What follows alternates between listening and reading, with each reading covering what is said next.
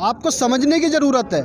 उससे पहले शायद जो 22 तारीख में जो सरकार से वार्तालाप हुआ था किसानों का, संयुक्त मोर्चे का, तो किसानों के जो नेता हैं, जो किसान नेता अपने आप को बताते हैं कृषि के जो मंत्री हैं, उन्होंने बोला था कि ये आपसे बात करने का आखिरी मौका है, ये आपके बात करने का आखिरी मौका है, इसके बाद आपको मौका नहीं मिलेगा। क्योंकि वो ऐसा क्यों बोल रहे थे? वो ऐसा बोले तो उनको पता था कि 26 तारीख को कुछ ऐसा होने वाला है, ये 26 तारीख को कुछ ऐसा करने वाले हैं। क्योंकि झंडा फहराने वाला कौन था वहाँ पे? निशान साहब का झंडा फहराने वाला कौन था? दीप सिद्धू।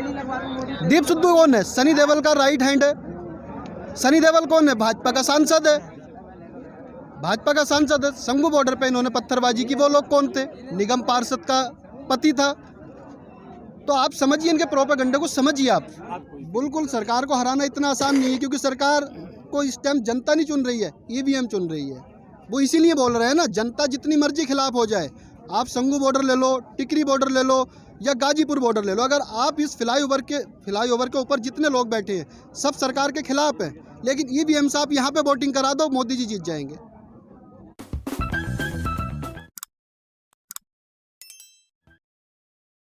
75 दिन हो गए, 200 से ज़्यादा लोगों की लगभग मृत्यु हो गई। आज भी एक व्यक्ति ने फांसी लगा ली जी, और टिकरी बॉर्डर पे क्या जी। कहेंगे? देखिए, ये सरकार हमेशा से ही, आप इनका कोई भी बिल ले लीजिए, आप जितने भी बिल आज तक इन्होंने बनाया, आप किसी का भी थाच उठा के देख लिए, सारे बिलों के अंदर 100, 150, 200 लोगों की जान चली जाती है।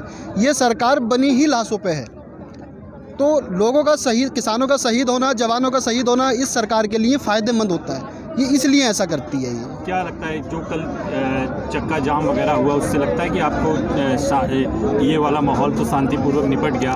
देखिए, 26 जनवरी वाला माहौल भी शांतिपूर्वक था। आपको समझने की ज़रूरत है। उससे पहले शायद जो 22 तारीख में जो सरकार से वार्तालाप हुआ था किसानों का, संयुक्त मोर्चे का, तो किसानों के जो नेता हैं, जो किसान नेता अपने आप को बताते हैं कृषि के जो मंत्री हैं, उन्होंने बोला था कि ये आपसे बात करने का आखिरी मौका है, ये आपके बात करने का आखिरी मौका है, इसके बाद आपको मौका नहीं मिलेगा। क्योंकि वो ऐसा क्यों बोल रहे थे? वो ऐसा बोले तो उनको पता था कि 26 तारीख को कुछ ऐसा होने वाला है, ये 26 तारीख को कुछ ऐसा करने वाले हैं। क्योंकि झंडा फहराने वाला कौन था वहाँ पे? निशान साहब का झंडा फहराने वाला कौन था? दीप सिद्धू। दीप सिद्धू कौन है? सनी देओल का राइट हैंड है। सनी देओल कौन है? भाजपा का सांसद है, भाजपा का सांसद है। शंभू बॉर्डर पे इन्होंने पत्थरबाजी की, वो लोग कौन थे? निगम पार्षद का पति था।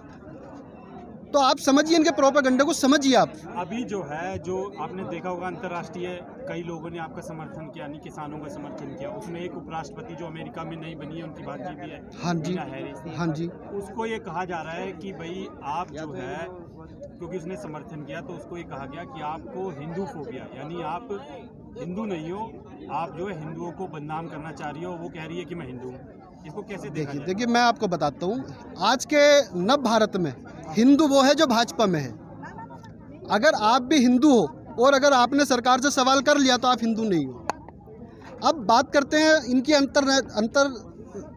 जो मतलब अंतर्राष्ट्रीय पटल पे जो इन्होंने फजीता कराया है, ये कोई पहली बार नहीं कराया है, अभी पहली बार नहीं कराया। और जो हमारे एक्टर हैं, हमारे देश के एक्टर हैं, जिन्होंने आके सरकार का समर्थन किया है, ये सरकार का समर्थन नहीं किया इन्होंने चाटुकारिता की है। इन्होंने अपना औकात दिखाई है कि हमारी औकात की। ये सब मोदी जी के व्हाट्सएप ग्रुप में जुड़े हुए हैं, एक ही मैसेज सारे एक्टरों ने ट्वीट किया है। और जहाँ ये बात करते हैं कि रेहाना कौन होती है, रेहाना कौन होती है, तो इनसे ये पूछना, जो तारिक फतेह जो पाकिस्तान का है, जो NRC पे आकर यहाँ पे बार बार बवाल मचाता था, जो मतलब उल्टे सीधे बयान देता था, वो क्या इनका फूफा लगता था क्या? वो हमारे देश में अगर हमारा अंतरिक्ष मामला था, NRC भी हमारा अंतरिक्ष मामला था, अगर किसानों का भी हमारा अंतरिक्ष मामला है, तो अपने फूफा को बुला के क्यों डिबेट पर ला के बिठाते थे? यही गोदी मीडिया थी ना उस वक्त। अब जब रेहाना किसानों के समर्थन में ट्वीट कर रही है, उसे समझने की ज़रूरत है। जब एक बॉर्डर को आप में से कितने लोग पाकिस्तान के बॉर्डर पे गए होंगे? आप अटारी बॉर्डर गए होंगे, आप हुसैनपुरा बॉर्डर गए होंगे। ऐसी व्यवस्था वहाँ पर भी नहीं है। 12 लेयर जो बैरिकेडिंग कर रखी है, तार बिछा रखी है, कीले बिछा रखी हैं, आप जाके देखिए बॉर्डर पे, आपको ऐसी व्यवस्था वहाँ पर भी नहीं मिलेगी। तो आप सरकार का एजेंडा समझिए कि सरकार हमें किसानों को, अन्नदाता को उनसे ज़्यादा खतरनाक समझती है, आतंकवादियों से ज़्यादा खतरनाक समझती है, इसलिए हमारी जो है बैरिकेडिंग ज़्यादा कर रही है। क्या लगता है कि आपने भी नाम लिया, जितने भी ये फिल्म स्टार या जो भी हैं, ये एकदम से ही निकल के बाहर आ गए और आपका जो आंदोलन है ये लगभग 75 दिन से चल रहा है, जबकि उस पर इनकी आवाज़ तक नहीं आई आज तक। मैंने आपको अभी बताया, ये सारे मोदी जी के व्हाट्सएप ग्रुप में जुड़े हुए हैं। एक्टर, कोई भी एक्टर अभी तक समर्थन में नहीं आया, किसानों के समर्थन में कोई भी अभिनेता हमारा नहीं आया।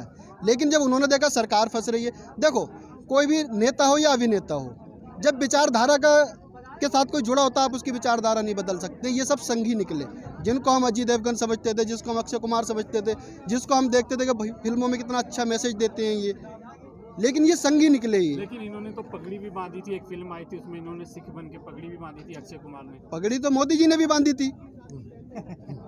अब आप किसको बड़ा एक्टर मानते हैं? आप मोदी जी को बड़ा एक्टर मानते हैं या अक्षय कुमार को बड़ा एक्टर मानते हैं, अजय देवगन को ज़्यादा बड़ा एक्टर मानते हैं? हमारे मोदी जी उनसे बड़े एक्टर हैं।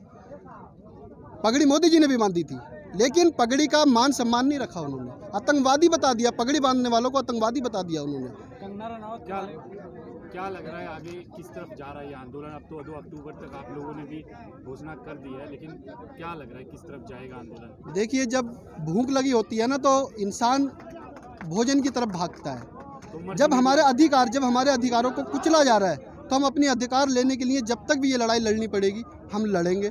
2024 तक तो ये हमारे सीने पे बैठी है ये सरकार। 2024 के बाद हम इसका तख्ता पलट कर देंगे। अगर हम सरकार बना सकते हैं तो सरकार गिरा भी सकते हैं। क्या 2024 तक आप आंदोलन चलाएंगे? अगर 2026 तक चलेगा तब भी चलाएंगे। अगर अगली सरकार भी अगर इसका समर्थन करेगी, इस बिल का, तो हम उसके विरोध में भी ये प्रदर्शन ऐसे ही चलाते रहेंगे। हम क्या लगता है कि सरकार को हराना इतना आसान है? क्योंकि मोदी जी तो लग रहा है कि कोई, बिल्कुल सरकार को हराना इतना आसान नहीं है, क्योंकि सरकार को इस टाइम जनता नहीं चुन रही है, ईवीएम चुन रही है।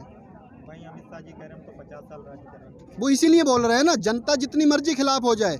आप संगू बॉर्डर ले लो, टिकरी बॉर्डर ले लो या गाजीपुर बॉर्डर ले लो, अगर आप इस फ्लाईओवर के ऊपर जितने लोग बैठे हैं सब सरकार के खिलाफ हैं, लेकिन ईवीएम से आप यहाँ पे वोटिंग करा दो, मोदी जी जीत जाएंगे।